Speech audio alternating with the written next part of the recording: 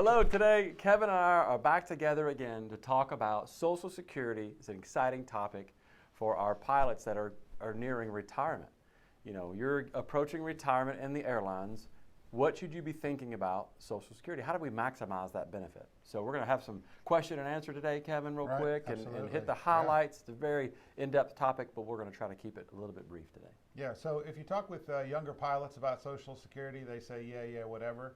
But when we get to maybe 5, 6 years away from actually having to retire, it starts to get more exciting, Charlie. And today we're going to talk about the fact that Social Security is not only real money, but it can really impact a financial plan. Yeah. So, so the first thing that we get asked quite a bit is there going to be Social Security there? And probably the best thing we can say is that for the clients that we're talking about, for the pilots that we're talking about, it probably will be, because typically when they've made changes to Social Security, they've typically made changes to those that are 55 and younger. Yeah, and it's interesting, Kevin, because there's a lot of fear out there about Social Security, a lot of misinformation, and it's they're going to have to change some things because in what is the year 2037, if my notes are correct, then they're only going to be able to fund 75% of the benefit. But that's if nothing changes. And this is a very hot political topic. So expected change. It's a small mathematical change. In fact, one example might be 12.4% to 14.4% payroll tax increase, 2%, which we don't like tax increases at all, but that's the mathematical increase you're talking about to solve that problem.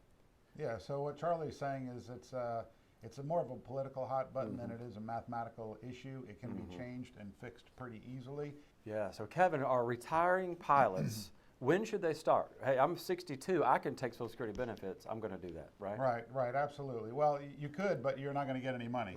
And the reason is, if you're 62 and you're still working, making a good income, you lose, I think it's $1 for every $3 of income over a certain threshold, so you're really not going to get any money. So we would suggest not to do anything with Social Security, at least until you retire at 65. But really, for the most part, it's better to continue to wait until your full retirement age. Yeah, at a minimum full retirement age, huh?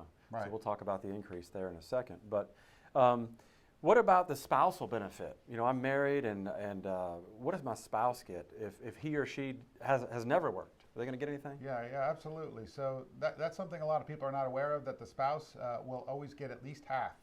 So the higher earning spouse, or maybe the only spouse that was earning money, the spouse will get at least half of the higher earner. Now, if the higher earner does pass away, the spouse will end up getting their benefit. That's right.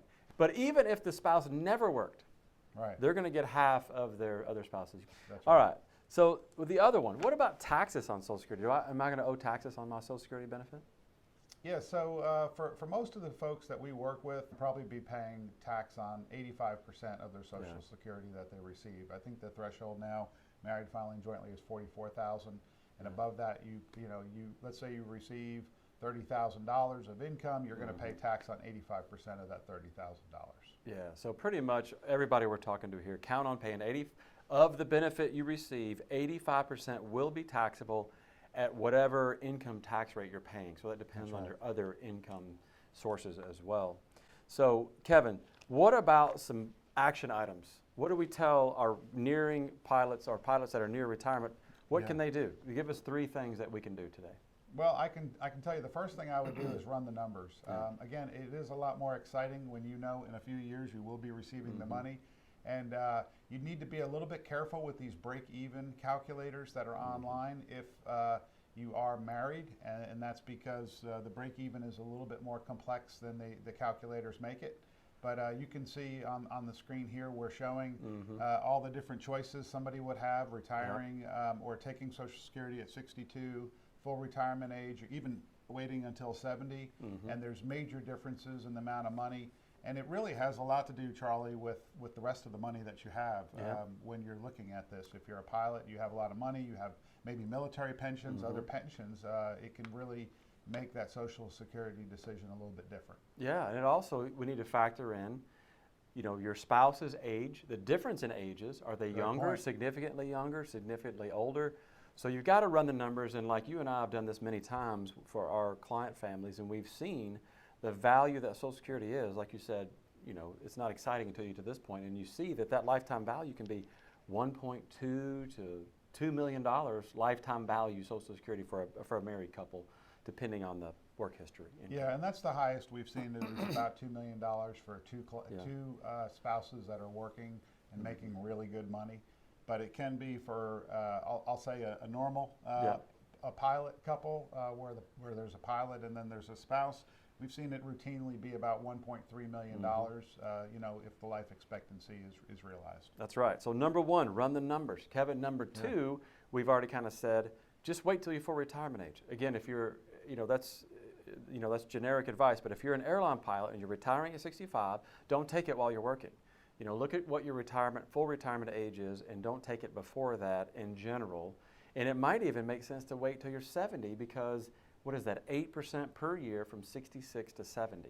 That's right. And for some, your retirement age is going to be 66 in a few years. If you're born after 1960, it's going to be age 67.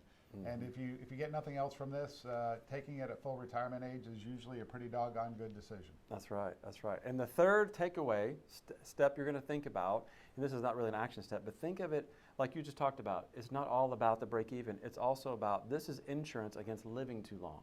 So it's essentially like one of the best annuities or the best annuity you could possibly get. So think about that. Number one, run the numbers.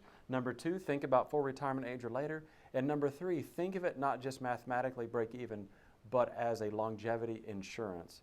And we're all living longer. So hopefully that's helpful. Yeah, Charlie, I think that's exactly right. A lot of people say, well, what's the biggest pile of money that I can get or my spouse and I can get? And it's not just that. It's also, like you said, what if you live to 95? Well, if you live to 95, it's better to have Social Security taken later because then you're going to have more money at the end of your life. That's right. Thank you very much. Yes, thank you so much.